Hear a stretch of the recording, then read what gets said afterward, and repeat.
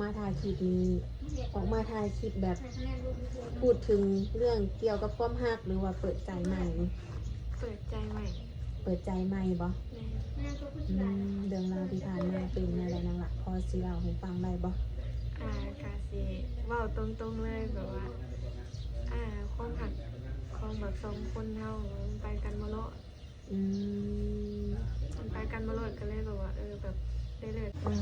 โดย มื้อนี้ก็เปิดภาพมากรรมมาพบมาพอกับผู้สาวเนาะ โดย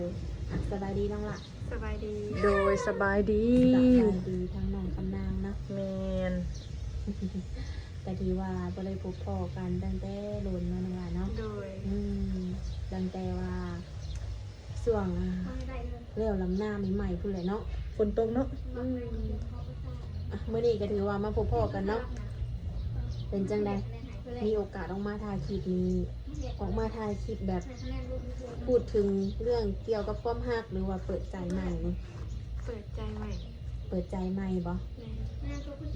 เรื่องราวที่ผ่านมาเป็นอะไรนั่นล่ะพอสิเล่าให้ฟังได้บ่ กาสิเว้าตรงๆเลยแบบว่าความหักของแบบสองคนเฮามันไปกันบ่รอด อืม มันไปกันบ่รอดก็เลยแบบว่าแบบได้เลิกลากันนะ อืม ก็เลยแบบว่าออกมาเปิดใจไหม โดย มาหาคนใหม่ได้ อื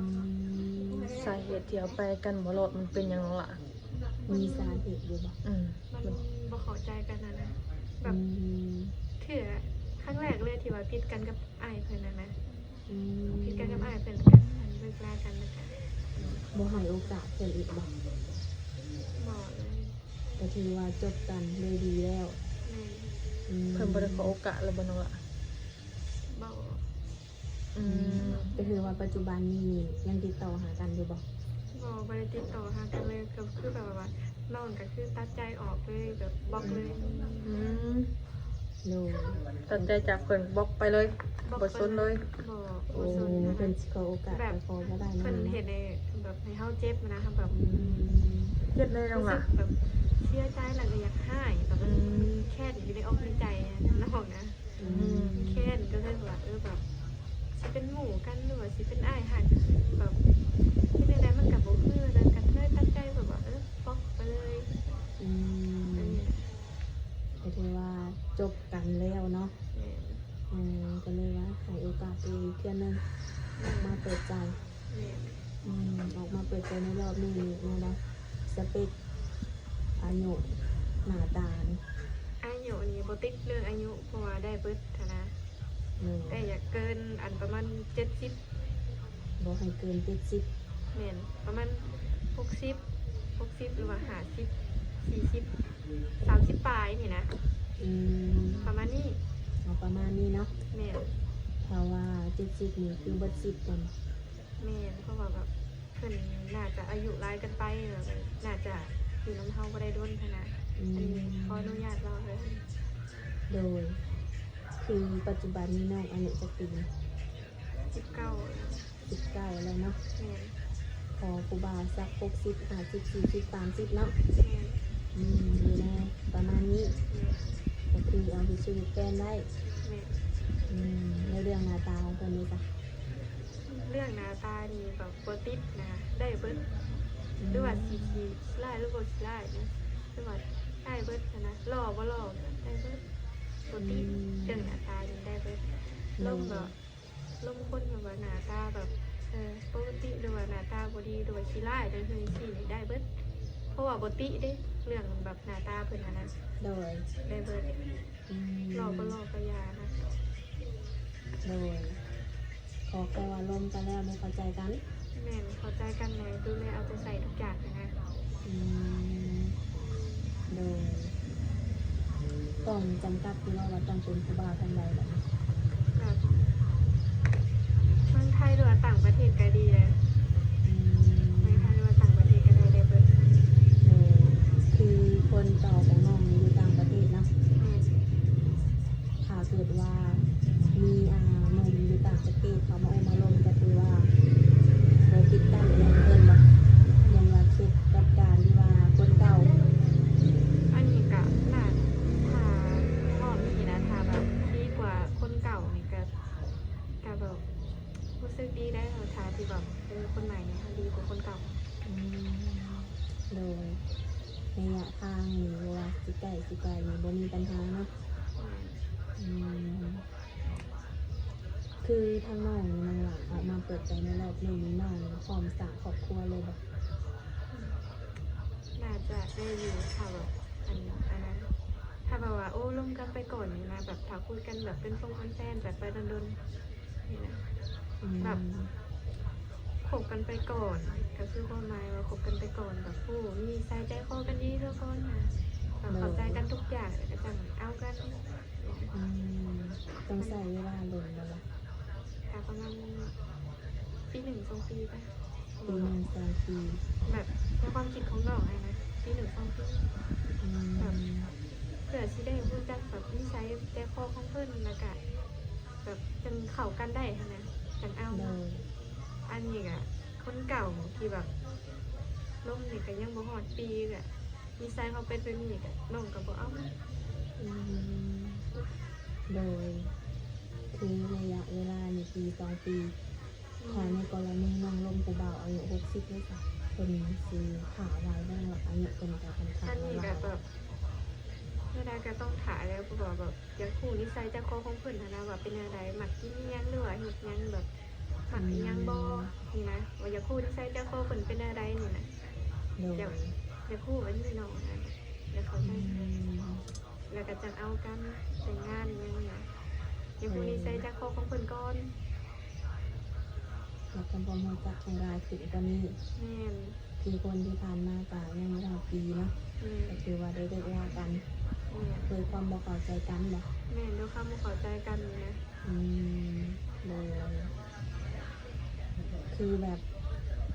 ถ้าเกิดว่าร่วมกันหอดปีสองปีนี่คือน้องพร้อมเอาคักแน่บ่ แม่นพร้อมเอากับแม่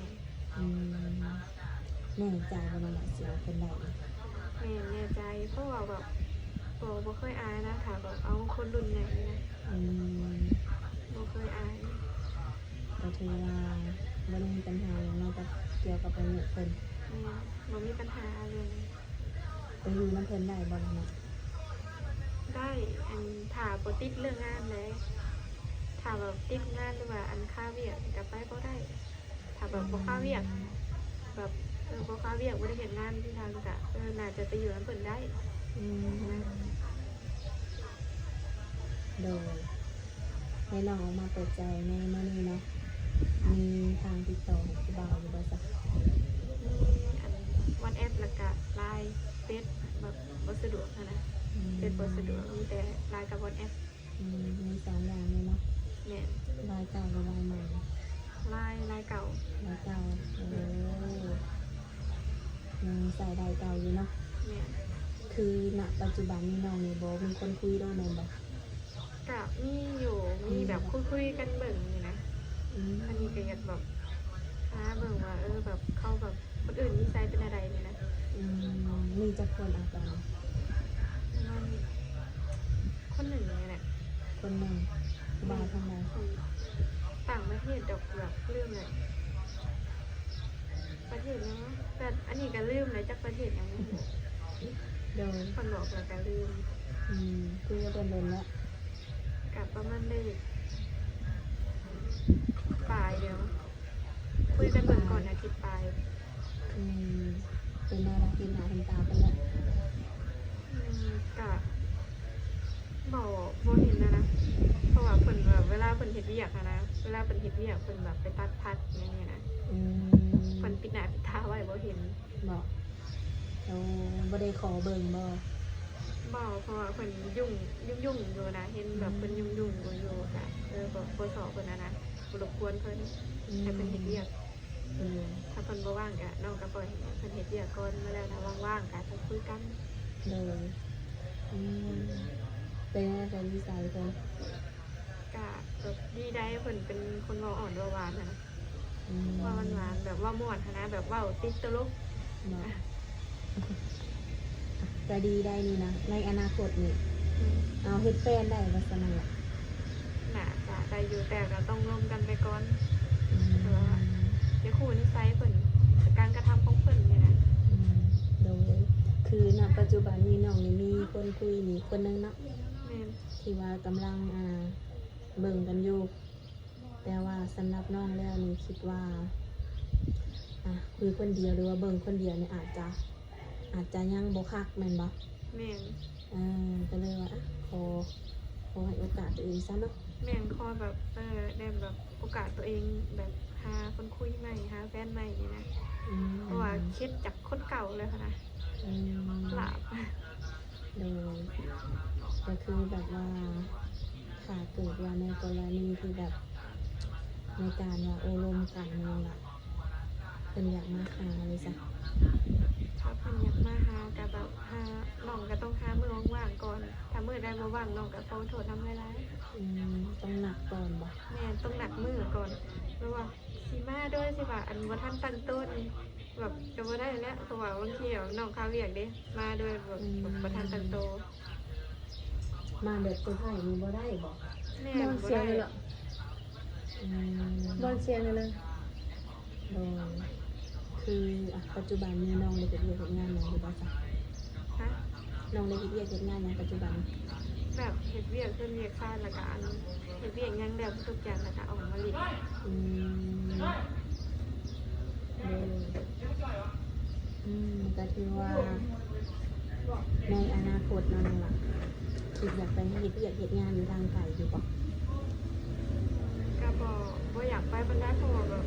มันใกล้ถึงกับพ่อแม่นะบางทีก็กินฮอดพ่อแม่อยู่บ้านกินฮอดอาหารบ้านๆเลยกินฮอดพ่อแม่ก็เลยแบบว่าบ่อยากไปไสไกลนะ อืมโดยก็ถือว่าถ้าเป็นไปได้อยากอยู่บ้านเฮาเนาะ แม่น อยากหาเงินหาตังค์อยู่บ้านเฮาคือพูดถึงเรื่องความรักของน้องมาก่อนเนาะคือทางน้องก็ได้วางแผนอหย่างกับเพิ่นเป็นที่เรียบร้อยแม่นบ่ แม่น ที่ว่าเดือน4บ่สิขึ้นมาของมาขอมาแต่งค่ะก็ถือว่ายังบ่ทันฮอดเนาะ แม่นก็คือแบบบ่ได้แต่งนะคะเพราะว่าแบบเลิกกัน อืม ความหักของแบบอ้ายเพิ่นกับน้องมันรู้สึกแบบมันไปกันบ่รอดมันบ่เข้าใจกันนะ อืม มันก็เลยแบบว่าให้จากล่ากัน เลยบ่มีปัญหาหยังแล้วว่า แบบบอกแบบจบกันด้วยดีนะ อืม แบบบ่ได้ด่าหรือว่าอิหยังกันบ่ได้ด่าอิหยังแบบจบกันด้วยดี โดย เพิ่นก็บ่ได้เรียกร้องอิหยังแล้วก็จบกันคือจบบ่ได้ด่ากันหรือว่าอิหยังหายกัน โดยตอนที่ว่าเป็นสู้เป็นแฟนกันเพิ่นก็ดูแลดีอยู่บ่ ดูแลดีอยู่ คือเพิ่นอายุเท่าไหร่ก็น้องล่ะ ประมาณ57 57 เนี่ย เพิ่นก็ยังบ่ 57 ปี ธรรมดาอยู่เนาะ แม่น คือคนก่อนนี่เป็นคนลาวหรือคนไทย คนที่ว่าแบบเลิกกันอยู่บ่ แม่ เป็นคนลาวไปอยู่อเมริกานะ โดย ไปเฮ็ดเวียกอยู่อเมริกา เป็นเรียนอยู่ทางไกลเนาะ แม่น ก็ถือว่าเนาะก็ถือว่าเรื่องความหักนี่ก็ถือจบกันด้วยดีเนาะ แม่น ต่างคนต่างแยกย้ายไปมีใหม่ต่างคนต่างหาสิ่งดีๆเขาชีวิตเนาะใครก็อยากพบพ่อหรือว่าอยากเจอคนดีๆแท้เนาะเนาะคือในที่ว่าน้องออกมาเปิดใจในรอบนี้เนาะคือทั้งน้องทำนางนี่นะบ่มักส่วนใดแบบเกี่ยวกับผู้ชายนี่นะ กินเหล้า กินเหล้า เหล้าเมายาเป็นแบบพวกสุรงสุราสูบยา และไปเที่ยวห้างกับหมู่หลาย แบบนี้ แล้วก็นิสัยบ่ดีนะ อืม แบบคือนิสัยแบบไปเล่นน้ำหมูทุกมื้อแบบว่าเที่ยวเล่นแต่กินเหล้าเมายาสูบยาไปเล่นหลายโพดนี่นะ โดย แบบสิ่งที่ว่าแบบบ่ดีนะก็นี่แหละแบบสิ่งที่บ่มัก อืม คือบ่มักสุดก็คือแบบอารมณ์แปรปรวนนะ อารมณ์แปรปรวนคืออารมณ์แบบอารมณ์อยากให้นะให้แล้วกันให้น้องคนเดียวเลยแล้วก็บางทีก็มีด่ากัน เออ ก จากกันนำอันนี้ก็คือบ่มักสุดเลย อันนี้คือส่วนที่ว่าบ่มักเนาะ แม่นส่วนที่ว่าบ่มักก็คือแบบอารมณ์แปรปรวนแบบให้ด่าน้องคือจี้เนี่ยนะ ดูแบบพ่อห้างคนใหม่เลยจ้ะ เด้อ พ่อห้างพ่อใหม่โอลมไรบ่ ได้เบิร์ดปกติ บ่ได้ตีเพิ่นเนาะ แม่น ลูกสองลูกสามก็ได้บ่ แม่ลูกศิษย์ลูกหาก็ได้เบิร์ด เพิ่มกินหาอีกเนาะ แม่ โดยก็ถือว่าบ่มีความติอีหยังนอกจากส่วนที่น้องเว่ามานี้เนาะ แม่ คืออายุก็คือได้เว่ามาแล้วเนาะหน้าตาก็บ่ได้จำกัดขอแค่ว่าร่วมกันแล้วไม่เข้าใจกันเนาะเดี๋ยวรอบนี้มีพอคุยโลนแน่ปีสองปี แม่นแล้วแบบเป็นคงเป็นแฟนกันนี่นะ อืม เป็นคงเป็นแฟนกันแบบว่าเขาแบบพอเวลาแบบร่วมกับเพื่อนก่อนนะคุยกับเพื่อนคบกับเพื่อนก่อนเลยจังหูนิสัยจังโคกันว่าเป็นอะไรนะไอ้มักได้เนาะแบบนิสัยได้อารมณ์ห่อนบ่แบบสิแบบมักอันนี้บ่นี่นะ อืม อยากพูดอย่างนี้ โดย แบบวันนี้นะแบบออกมาเปิดคลิปวันนี้ก็อยากแบบหาแฟนหน่อยนะ โดย เผื่อสิแบบดีกว่าคนเก่านะขอให้ดีกว่าคนเก่าในชั้นจ้ะ อืม ขอให้ดีกว่าคนเก่าร้ายเท่าพันเท่าเลยอยากขอนั่น อย่างไรกันนี่แต่ว่าขอให้สมหวังสมหวังเนาะ โดย ถ้าเกิดว่าบ่ได้เป็นสู้เป็นแฟนอย่าเป็นนายเป็นน้องกันเนาะ ได้แล้วก็ได้ถ้าเป็นอยากเป็น โดยแต่โอเคนะสมัยนะ เด้อ ก็ถือว่ามาเปิดใจให้น้องคำนามใหม่เนาะมีแต่ว่าทางเอื้อยก็คือเอาเฟซเอาอีกไลน์เนาะเอาไลน์กับเอาแอปเนาะ โดย มาแจกให้ดังนมเพิ่นทุกคนเลยใครที่ว่าอยากอยากร่วมน้ำน้องคำนามก็คือทักไลน์เข้ามาเลยทุกคนเลยมาทำโปรโมทจักเบิ่งเนาะคือทางน้องเพิ่นก็อายุก็60ลงมาหน้าตาไม่จำกัดเนาะพอห่างพอใหม่ลงในเบิด ลูกศิษย์ลูกหาได้เบอร์บดดีเลย โดยเฮงว่าวเฮงยาวเนาะ โด ก็ ย มีแต่วันทั้งน้องก็สมหักสมหวังให้พ่อเนื้อคู่และน้องหลานเลยรอบนี้เด้อให้ได้ซื้อได้แฟนคือหมู่คือคู่เนาะ โดยสา อื ธุ มโดยจังไหนก็ไว้พบกันในคลิปหน้าเด้อ โดย สบายดีนะคะ สบายดี